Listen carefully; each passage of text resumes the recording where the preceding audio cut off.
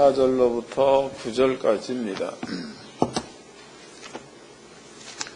이사야서 53장 4절로 9절. 다같이 한 목소리로 합독을 하도록 하겠습니다. 이사야 53장 4절로 9절. 시작.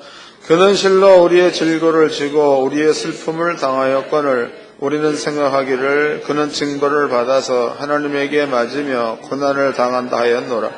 그가 찔림은 우리의 허물을 인하며 그가 상함은 우리의 죄악을 인함이라. 그가 징계를 받음으로 우리가 평화를 누리고 그가 채찍에 맞음으로 우리가 나음을 입었도다. 우리는 다 양 같아서 그릇 행하여 각기 제 길로 갔거늘 여호와께서는 우리의 무리의 죄악을 그에게 담당시키셨도다. 그가 곤욕을 당하여 괴로움 때에도 그 입을 열지 아니했으며 마치 도수장으로 끌려가는 어린 양과 풀 깎는 자 앞에서 잠잠한 양같이 그 입을 열지 아니했도다. 그가 곤욕과 신문을 당하고 끌려갔으니 이 세대 중에 누가 생각하기를 그가 산자의 땅에서 끊어지면 마땅히 형벌받을 내 백성의 허물을 인함이라 하였으리요. 그는 강포를 행치 아니하였고 그 입에는 괴사가 없었으나 그 무덤이 악인과 함께 되었으며 그 묘실이 부자와 함께 되었도다. 아멘. 오늘은 이제 그 성탄절입니다. 여러분들은 12월 25일 오전 11시에 하나님 앞에 성탄 감사 예배를 드리는 중입니다. 여러분들이 그 받으신 주보입니다. 주보 제일 앞면에 보면 그림이 하나 그려져 있죠. 이거는 내가 그린 게 아니야. 거기에 보면 뭐라고 써 있는가 하면 하나님은 영이시니 예비하는 자가 신령과 진정으로 예비할지니라. 이 글이 기록되어 있습니다. 이 말씀은 요한복음에 기록되어 있는 말입니다. 요한복음에 여러분들이 요한복음에 사마리아 성 수가라는 성 마을에서 예수님께서 여자와 만나가지고 대화를 나누었죠. 그때에 그 여자는 신랑이 전부가 다 5명이 있었는데 예수 얘기는 지금 있는 신랑도 내 신랑이 아니다 그랬으니까 신랑이 전부 다 몇 명인 거예요? 최하 5명, 한 명 더 보태면 6명은 되겠지. 6명. 지금 있는 신랑도 내 신랑이 아니다. 그런데 이제 그 여인의 마음 가운데에는 괴로움이 있죠. 그 괴로움은 구약성경에서의 아내입니다. 아내는 남편의 씨를 받았을 때의 아내다라고 말하죠. 또 여러분들이 그 유다입니다. 유다를 보게 되면 유다의 며느리 이름이 다말이죠. 다말이 유다의 큰아들 엘에게 장가를 갔지요. 엘이 씨를 못 받고 죽었습니다. 그 다음에 이제 그 오난에게 또 이제 여자를 주었다고. 그랬더니 오난이 자기가 자식을 낳게 되면 그 자식이 자기 자식이 아니라 형의 대를 이을 자식이다. 그래서 바깥에 설정을 했지요. 하나님께서 악하다. 그래서 오난도 죽였습니다. 그 다음에 이제 그 세 번째 아들은 아직까지도 성장이 안 됐습니다. 그런데 유다 마음 가운데에 이 여자가 우리 집에 들어오고 난 후에 큰아들이 죽었다. 둘째 아들이 죽었다. 그러므로 여자는 유다 생각에 저주받은 여자가 아니냐. 그래가지고 여자를 친정으로 돌려보냈죠. 그런데 이제 다말이라는 그 여자가 친정 가서 쭉 살다가 세 번째 아들이야. 세 번째 아들이 성장해서 장가갈 나이가 되었는데도 자기한테 주지 않으니까 그 여자가 창기로다가 변장을 합니다. 그리고 자기 시아버지가 거기로 양털을 깎으러 왔을 때에 그럴 때에 시아버지를 유혹을 하지요. 시아버지와 동침을 해서 아기를 갖게 됩니다. 나중에 이제 시아버지가 아기를 가졌다는 사실을 알게 됩니다. 그래서 명령을 하죠. 저 여자를 죽여라. 저 여자는 원래 그 유다의 율법으로 본다면 두세 명의 증거가 있어야, 증인이 있어야 즉시 돌로 쳐서 죽이게끔 되어 있는 게 유다법입니다. 그런데 증거가 이미 액이 밴 것으로 나타났으니까 어떤 그 사실 여부를 묻지 않고 막바로 자기 며느리 다말을 죽이게 되죠. 그때 다말이 하는 얘기가, 아버님, 이 아이의 아버지가 있습니다. 그래서 이제 그 여자가 지팡이와 끈과 도장을 보여줍니다. 유다가 보니까 지팡이 자기 지팡이, 도장도 자기 도장, 끈도 자기 끈. 가만히 알고 보았더니 옛날에 자기가 양털 깎으러 내려갔을 때 어떤 여자와 동침을 했는데 화대를 주지 못해가지고 화대에 대한 값으로다가 도장, 그 다음에 지팡이, 끈을 맡겨놓은 겁니다. 그리고 양털 깎기가 끝나고 난 다음에는 돈을 갖다 주고 찾아오기로 그렇게 했던 그런 물건들이죠. 유다가 보고 난 다음에 그것이 자기 물건인 줄 알아보고 이 여자가 배인 그 아기가 자기 아들이라는 것을 알게 되죠. 그 다음에 한 얘기가 그 여자가 옳도다, 그런 말을 했다고. 그 율법으로 본다면은 분명 그 신명기서라든가 르위기서를 보게 되면 그렇게 하는 여자나 남자나 죽이라고 그랬다고, 죽이라고. 그런데 유다가 그 행위를 보고 옳다라고 한 말 가운데는 자기가 세 번째 아들을 여자한테 보내지 않아서 자기 집안의 씨를 받지 못하게 만들었다는 자기의 잘못이라고 말하죠. 그 여자가 옳도다. 이런 것들이 율법 속의 규례입니다. 규례. 그러면은요, 예수님께서 여자 보고 여자가 첫 번째 남편이 있었는데 아기를 못 낳았다. 두 번째 남편이 있었는데 아기를 못 낳았다. 세 번째, 네 번째, 다섯 번째도 아기가 없는 거지요. 그 다음에 이제 예수님과 여자 대화에서 예비하는 때가 올 거다라는 얘기를 하죠. 그때 예수님의 대화가, 예수님 말씀이 하나님은 영이시니 예비하는 자가 신령과 진정으로 예비할지니라 라고 말씀을 하셨습니다. 그런데 거기에서 신령이라는 것은 성령을 뜻하는 겁니다. 진정이라는 것은 진리, 말씀을 뜻하는 거죠. 예배드리는 자는 성령과 말씀을 믿는 믿음을 가지고 하나님께 예배를 드려야 그것이 바람직한 예배다. 그런 얘기를 주께서 하셨습니다. 그 말이 끝나고 난 다음에 여자가 사마리아 성으로 가가지고 수많은 사람들을 데리고 왔죠. 여러분들은 사도 바울도 디모데를 향해서 내가 너를 낳았다. 사도 요한이죠. 사도 요한도 요한복음 2장 말씀에서 나의 자녀들아. 이 말은 복음을 증거해서 복음으로 거듭난 자들, 이러한 자들 얘기할 적에 나의 자녀다. 이런 말을 썼습니다. 그럼 여자는 비록 자기가 육적으로 아기를 못 낳았지만 예수가 메시아임을 깨닫고 가서 많은 사람들을 데리고 예수께로 왔으니까, 그러면 그 여자는 하나님 앞에 하나님께서 요구하시는 대로 많은 영혼들을 구원시키는 일을 했고, 그것이 성경적으로 본다면 나의 자녀다라고 말하는 가운데 들어간 거니까, 그러면 그 여자는 육적으로는 자식을 못 낳았지만 영적으로는 자식을 많이 낳은 자가 되는 거겠죠.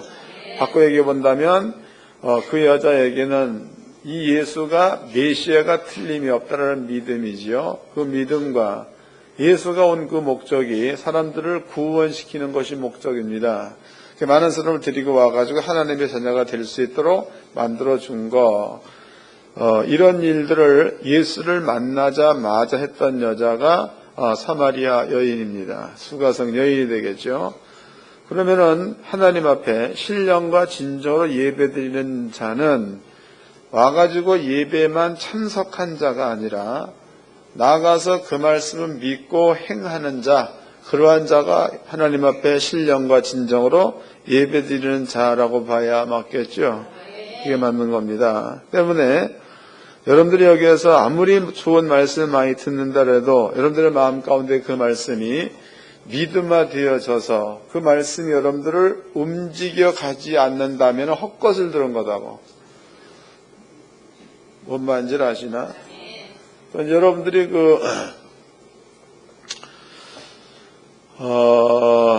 학문 가운데서 현실주의라고 알죠?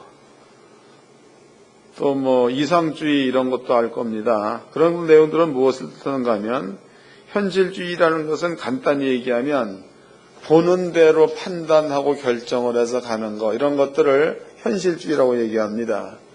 또 이상주의라는 것은 뭐냐면 자기의 생각과 혹은 현실에 나타나는 것들을 배제해버리고 어떤 자기가 갖고 있는 혹은 자기가 믿어야 될 관념의 세계를 믿어서 그대로 사는 사람들을 이상주의다라고 말합니다.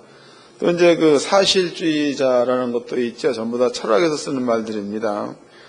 사실주의라는 것은 뭐냐면 자기 속에 사실로 인정된 일에 대해서는 현실과 이상에 관계없이 믿고 쫓아갈 줄 아는 자들, 이러한 자들을 사실주의라고 얘기를 합니다. 그럼 여러분들은요, 예수를 믿는 믿음을 가지고 있으면 그 믿음이 혹은 그 지식이 여러분에게 확실하다, 틀림이 없다라고 믿어지면 그 믿음이 여러분들을 움직여 가야, 그래야 신앙인이에요. 사랑하라. 그러면 이것은 아버지의 명령이죠. 그러면 사랑하라라는 명령을 받아가지고 내 마음 가운데 사랑하는 마음을 알아. 그런데도 마누라하고 만나게 돼서 지 마음에 안 맞으면은 그냥 옛날에 있었던 것 같이 퍼대서 욕하고 쌈박질하고, 그 얘기는 사랑하라를 완성하지 못한 자. 그러한 사람들은 1년이고 2년이고 10년이고 20년이고 교회를 다녔어도 그 사람은 예배 드린 자가 아니에요. 뭔 말인지 아는 거예요. 또 성경에 이건 예수님께서 마지막 얘기하신 거죠. 승천하실 때에 땅끝까지 이르러 증인 되라, 이런 얘기는 또 이제 내가 내게 이런 말을 가르쳐 지키게 하라 그랬습니다. 이건 예수께서 마지막 하신 말씀이라고. 그 말씀을 다 알아. 근데 여러분들이 신앙생활 가운데서 가르쳐 지키게 하고 예수를 믿는 자들을 만들어내는 일을 못한다 그러면 그 역시도 예배를 드린 자가 아니라는 거예요. 알아듣는 겁니까? 다시 읽어보자고. 이사야서 53장은 접어놓으세요. 마태복음 28장입니다. 마태복음 28장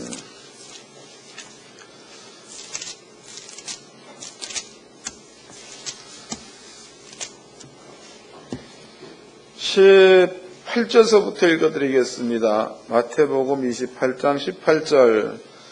예수께서 나와 일러 가라사대 하늘과 땅의 모든 권세를 내게 주셨으니 그러므로 너희는 가서 모든 족속으로 제자를 삼아 아버지와 아들과 성령의 이름으로 씨를 주고 내가 너에게 분부한 모든 것을 가르쳐 지키게 하라. 볼지어다 세상 끝날까지 너희와 항상 함께 있으리라. 그럼 함께 있는다라는 그 말을 우리는 임마누엘이라고 표현하죠. 그럼 여러분들이 성령 받아서 예수님과 함께하는 자라면 땅끝까지 이르러서 복음을 증거해서 그 사람들로 예수를 믿게 만드는 작업을 해야 이 말에 순종하는 자가 되는 거고, 이 말에 순종하는 자가 되었을 때야 신령과 진정으로 예배드린 자가 된다, 그 뜻이다고. 아까는 큰 소리로 아멘 그러더니 지금은 큰 소리로 아멘 안 합니다. 그러니까 예배라는 것은요, 여기 와가지고 좋은 말을 듣고 간다, 그게 예배가 아니고 여기서도 모여가지고 아주 그냥 최고의 경건함이야. 최고의 경건함. 제가 어저께 저녁 때 세시봉이라고 아나 모르겠네. 알아요? 하여튼 그런 사람들이 있다고. 이름은 소영남, 송창식, 또 윤형주, 또 한 사람은 누구더라? 그렇게 세 사람, 김세환, 네 사람. 그 사람들이 모여가지고 이제 얘기를 쭉 하더라고. 그리고 그 사람들이 부르는 그 노래가 제가 듣기에는 캐럴송이지만은 성경과 그리고 찬양에 아주 근접한 그런 내용들을 부르더라고. 이제 이 노래도 부르더라고. 울면 안 돼. 그거 아세요? 울면 안 돼. 울면 안 돼. 산타 할아버지가 우는 아이에게는 선물을 안 주신대. 그러면은 산타 할아버지가 예수님 탄생한 날과는 관계가 있는 할아버지, 없는 할아버지? 맞나? 또 이제 그 양반들이 노래하는 가운데서 고요한 밤, 거룩한 밤이라든 그런 노래를 했단 말이에요. 그러면 그네들 중심에서 예수가 온 의미를 안다면 노래 자체를 부를 때에 분리해서 불러야 맞는 거예요. 뭔 말인지 알아? 우는 아이에게 산타 할아버지가 선물을 안 준대라는 노래는 해서는 안 될 노래죠. 맞는 거예요. 그 다음에 기쁘다 구주 오셨네는 해서 되는 노래다고. 근데 그 노래를 불렀을 때에 수많은 사람들이 감동들을 받는 모습을 내가 봤습니다. 또 이제 그 MBC 텔레비전에서 볼 적엔 상당히 좋은 그런 그 프로인 것 같더라고. 그런데 조영남이가 얘기한 가운데서 29번째 첫사랑이란 책을 썼다는 거예요. 근데 그것을 받은 출판사에서 이건 너무 난해하다. 그러니까 좀 바꾸자. 그래가지고 뭐라고 또 이름 제목을 바꿨다고 얘기하더라고. 그러면 그 사람이 예수의 나심과 구원에 대한 의미를 확실하고 하나님 말씀 믿는 믿음을 가지고 있다면 그 사람의 삶 자체가 하나님의 말씀대로 살면 예배에 승리한 자가 되는 거겠지만 하나님 말씀이 아닌 것으로 산다면 말만 믿었다이지 예배에서는 실패한 자가 됐다고 봐야 맞겠죠. 그런 것들입니다. 그러니까 여러분들에게 봐서 그런 부분들이 분명하게 걸러질 수 있는 지식이 있어야 될 줄로 믿습니다. 예배라는 것은요, 들어서 끝나는 게 아니고 또 여러분들이 예배를 드린다 해서 경건하게 드렸어. 아주 그냥 은혜롭고, 감동 있고, 감성적으로 드렸습니다. 그런데 드리고 나가서 말씀을 믿는 믿음을 가지고 생활하는 것이 없다면은 예배를 안 드린 자예요. 그러나 여러분들이 여기서 예배를 드릴 때에 조금 물론 경건의 모양과 능력을 다 갖춰야 맞겠지만 경건의 모양이 조금 없어가지고 예배 드릴 적에 자고 코 골고 그랬다고 쳐보자고. 그래도 그 사람이 사회에 나가서 하나님 말씀을 믿는 믿음을 가지고 순종하는 삶을 산다면 그 사람이 예배에 승리한 자가 된다. 그 뜻이다. 그 사람이 신령과 진정으로 예배 드린 자가 되는 겁니다. 하나님께 성도님들은 예배 드리는 자가 되기를 바랍니다. 오늘 여러분께 들려드린 본문의 말씀이 중요하기 때문에 예배에 대한 얘기를 먼저 해드린 겁니다. 근데 여기 보니까 제목이 준비하신 주입니다. 준비하신 주. 이제는 그 본문의 말씀을 제가 다시 한번 읽어드리도록 하겠습니다. 이사야서 53장입니다. 이사야서 53장 5절 읽어드리겠습니다. 5절. 그가 찔림은 우리 허물을 인하며 그가 상함은 우리 죄악을 인함이라. 그가 징계를 받음으로 우리가 평화를 누리고 그가 채찍에 맞음으로 우리가 나음을 입었도다. 우리는 다 양 같아서 그릇 행하여 각기 제 길로 갔거늘 여호와께서는 우리 무리의 죄악을 그에게 담당시키셨도다 그랬죠. 이 말씀은 예수님 때로 본다면은 750년 전에 기록된 말씀입니다. 예수님 때로부터 750년 전. 그 다음에 이제 에베소서 1장을 보겠습니다. 에베소서 1장. 이것은 사도 바울이 한 말입니다. 에베소서 1장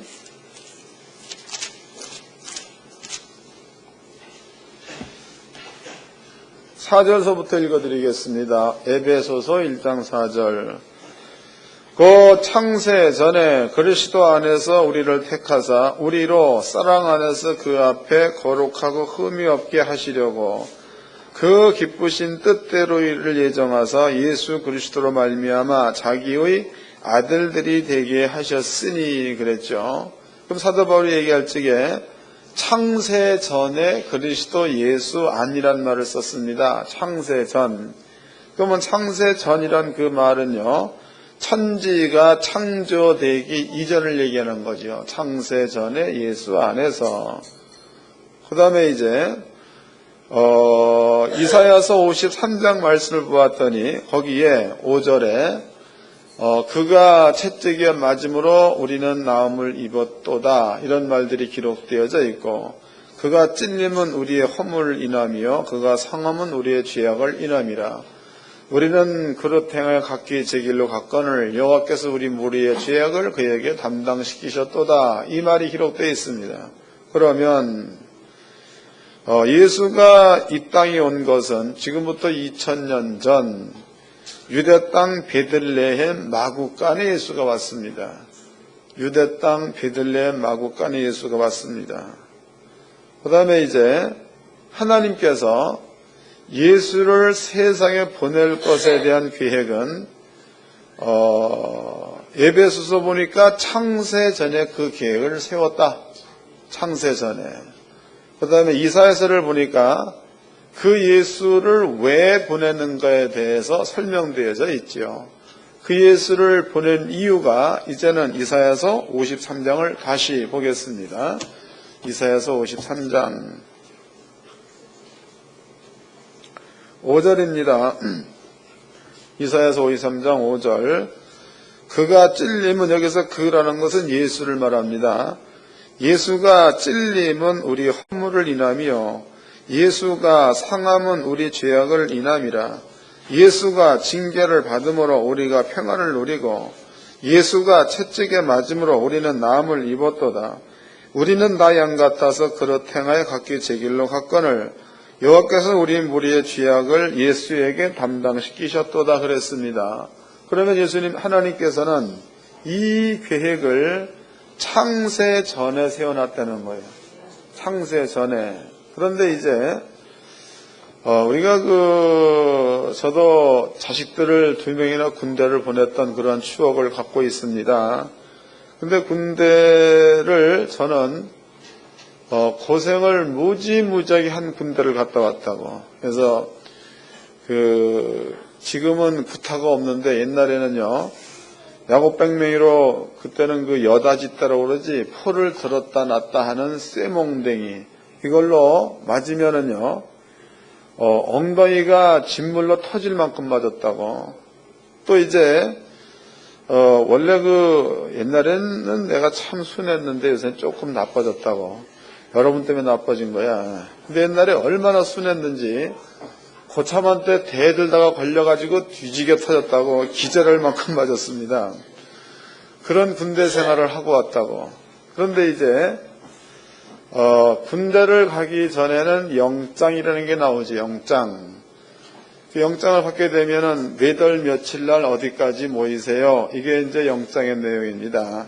그런데 아들들이 군대에 가기 위해서 영장을 받는 순간에 아버지는 이미 군대라는 것이 어떻다라는 것을 갔다 와 봤기 때문에 알아. 그 영장을 지금 아들들이 받고 있는 겁니다. 그러면 비록 자식들한테 말은 안 한다고 그래도 그 마음 가운데는 처음에 들어가면 신병교육 때 들어가서 거기에서 건강검진 받고, 그 다음에 이제 합격이 되어지면 본산훈련소로 가서 거기에서 이러이러한 또 훈련을 마치고 자대 들어가서 또 만약에 GOP나 DMZ 들어가게 되면은 지뢰지대가 있는 이런 데도 잘못 밟으면은 죽을 수도 있고, 또 상관한테 잘못해 들었다가 영창 가는 수도 있고, 또 이제 밤에 또 DMZ 같은 경우에는 오후 5시가 넘으면은 한 명이 다니면 수화 없이 사살, 그 다음에 두 명이 다니면 수화 후 사살, 그 다음에 세 명이 다니면은 이제 그 헌병대 잡혀가가지고 이제 그 치조를 받게 되죠. 누구냐? 간첩이냐? 아니면 우리나라 군인들이냐?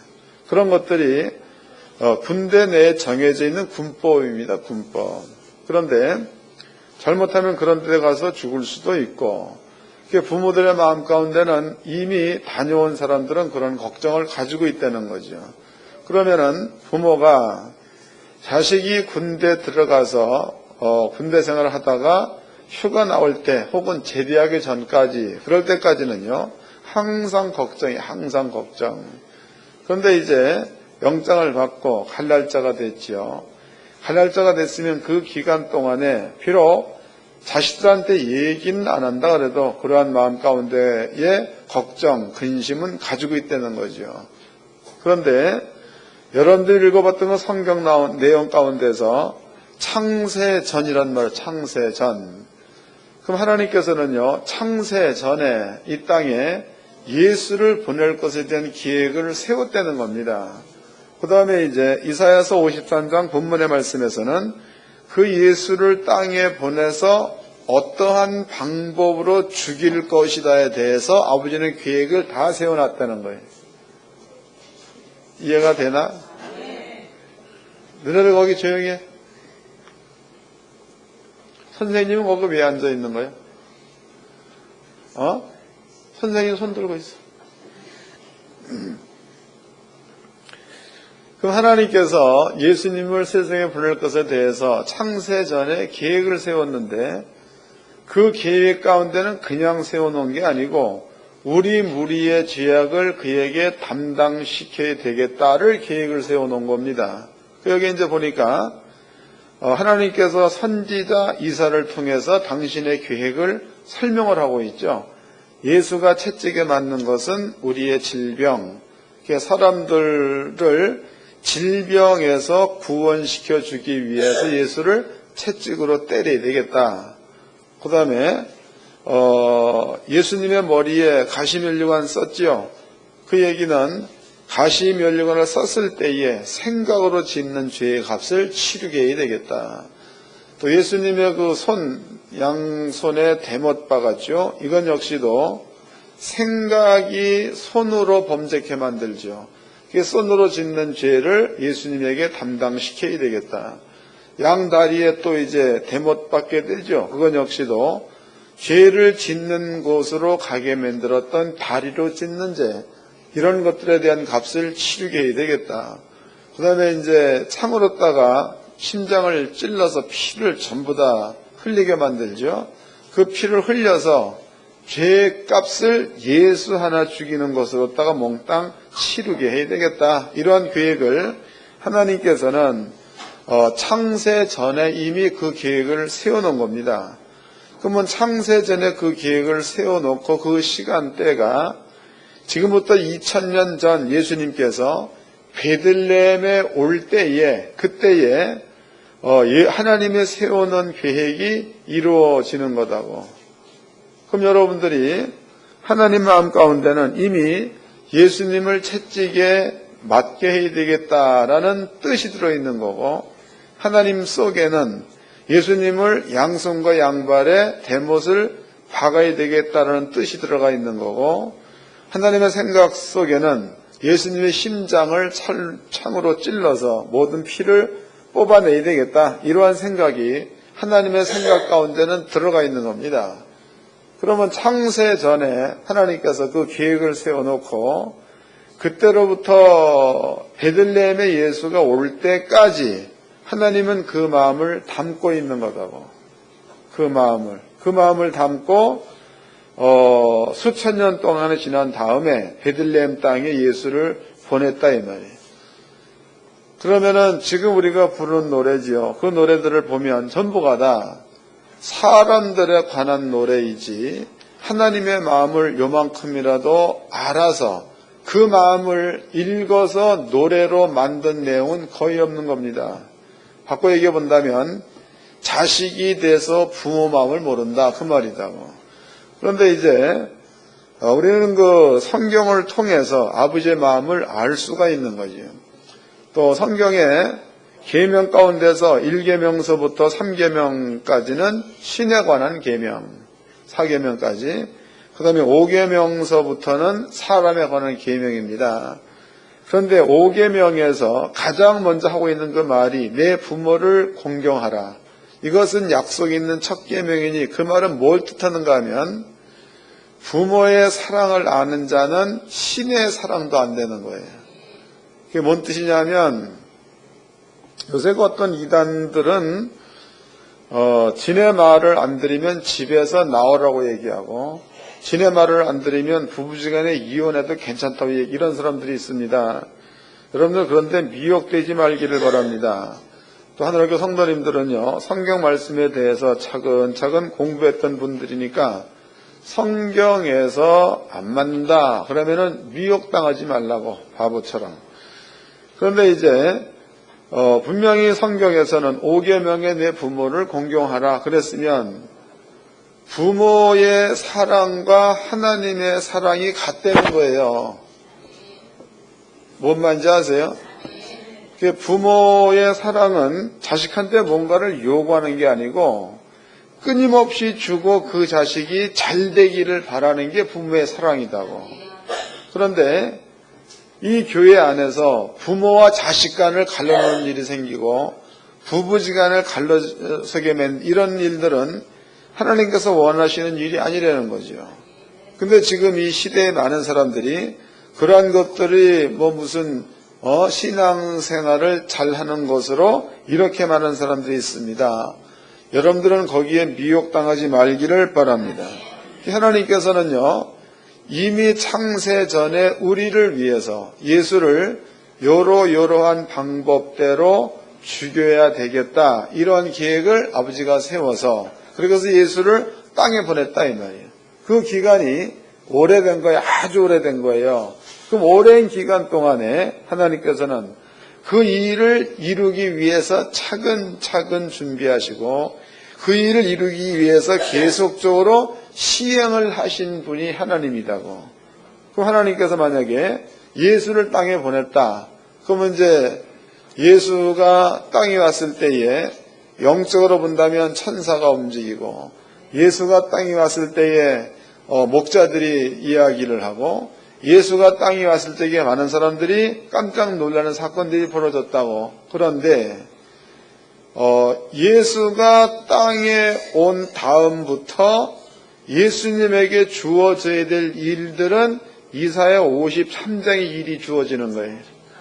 그러면 그 아들을 세상에 보내는 아버지의 마음이 좋겠냐 이거죠. 그 마음이 우리는 기쁘다 구주 오셨네인데 아버지가 예수를 보낼 때 그 마음은 결코 기쁜 마음만이 아니라는 거예요. 물론 이제 거기에는 예수 한 명을 죽임으로써 모든 사람들을 구원시켜야 되겠다는 아버지의 큰 뜻이 있기는 있는 거지만 그렇지만 그 모든 것들이 되어지는 그 모든 과정으로 본다면 하나님께서는요 그 사건을 완성시킬 때에 그 마음이 결코 기쁘지만은 않다는 거예요. 또 이제 여러분들은 그 사회생활을 쭉 하면서 보면은요 다른 사람이 나한테 모욕적인 얘기를 하게 되면은 그것 때문에 잠도 못 자고 막 그러죠. 근데 여기 보니까 예수가 죽임을 당하기 직전에 채찍에 맞는 것도 모욕스러운 일이고 또 성경에 보니까 옷을 전부 다 벗긴다고 나와 있죠. 여러분들이 이렇게 사진상으로 본다면 이렇게 무슨 천 같은 걸로다가 사리마다 같은 걸 만들어서 입혔다 이렇게 나와 있는데 실제로는 그게 아니에요. 실제로는 몽땅 다 벗겨서 부끄러운 수치를 드러낸 겁니다. 그러면 그 모든 것들을 하나님께서는 당신의 아들 예수님에게 그런 일들을 이루게 하기 위해서 창세전에 계획을 세웠고 그 긴 기간 동안을 하나님께서는 차근차근 일해 오셨다는 거다고. 일. 그러면 그 일을 해 오시는 아버지의 마음이 어떻게 했느냐 이런 것들을 한번 생각해 봐야 되겠죠. 이것은 물론 우리를 구원해내기 위한 하나님의 사랑이 거기에 포함되어 있는 겁니다. 그러나 예수를 죽이는 예수님이 부활되기 이전까지의 아버지의 마음의 고통은 결코 작은 고통은 아니라는 거죠. 그런데 오늘날의 그 크리스마스를 지키는 것을 보면 전부가 다 그런 그 아버지 마음이라던가 그런 그 예수 그리스도의 마음이라던가 이런 것들은 내가 보기에는 요만큼도 반영이 안 돼. 요만큼도 반응이 안 되고 자기네들끼리 좋으면 되는 거야. 자기들끼리. 이게 뭔 얘기냐면 오래전이죠. 오래전에 그 찬양하는 사람들의 숫자가 대략 100명 가까이 되고 뒤에서 그 악기를 다루는 사람들의 숫자도 거의 한 7, 80명 가까이 되는 아주 거대한 찬양단입니다. 그 찬양단이 크리스마스 이브 24일 저녁이에요. 그 저녁 때에 메시아라는 거 또 뭐 이런 것들에 대한 것들을 무려 서너 시간에 걸쳐 가지고 뭐 이렇게 공연을 했습니다. 공연이 끝났어. 공연이 끝나고 나니까 모든 사람들이 일어나 가지고 박수를 치고 모든 사람들이 눈물도 흘리고 그랬단 말이에요. 그 다음에 이제 뒤에 그 무대 뒤죠. 무대 뒤에 그 사람들이 끝나고 나와가지고 오늘 공연은 성공적이었다라는 말을 해. 그러면 그 성공적이었다는 그 말이 하나님을 향한 성공이야? 자기가 노력한 것에 대한 값의 성공이야?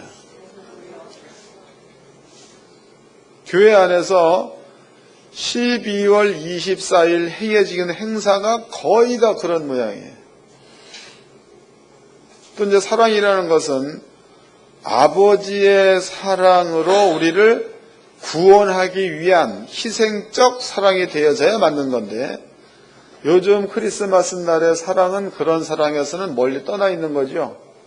그래가지고 모텔마다 없대잖아, 자리가. 그래서 하나님의 사랑이 아닌 이상스러운 사랑으로다가 한밤을 지새는 그런 것들이 요즘 세태의 풍속이다. 오늘 하나님의 성도님들은요, 예수가 땅에 온 것에 대해서 근본부터 설명해 드렸습니다. 이해를 잘 하시고 세상 사람과 똑같이 혹은 믿음이 있으나 믿음이 없는 자와 똑같이 이러한 자가 되지 말고 아버지의 마음을 알고 예수의 마음을 알고 여러분들의 구원의 은혜를 잘 좀 깨달아서 그런 것들이 한데 어우러진 것에서 예수 탄생했다라든가 그런 것들이 한데 어우러진 데에서 믿음으로 하나님께 감사하던가 이러한 것으로서의 성탄절을 보내야 그게 맞는 거지. 그런 근본적인 것들은 전혀 준비되어 있지 않은 상태에서 여러분들의 그 생각 속에서는 형성된 문화 속에서 이렇게 여러분들 성탄절을 보낸다면 하나님과는 관계가 없는 성탄절이 된다. 그런 뜻이 되겠죠. 꼭 여러분들은 지혜롭게 성탄절을 맞아서 성탄절을 보내시기를 주님의 이름으로 축원합니다. 옆 사람과 인사 좀 합시다. 성탄 좀 제대로 알고 지킵시다. 기도하겠습니다. 다 같이 한 목소리로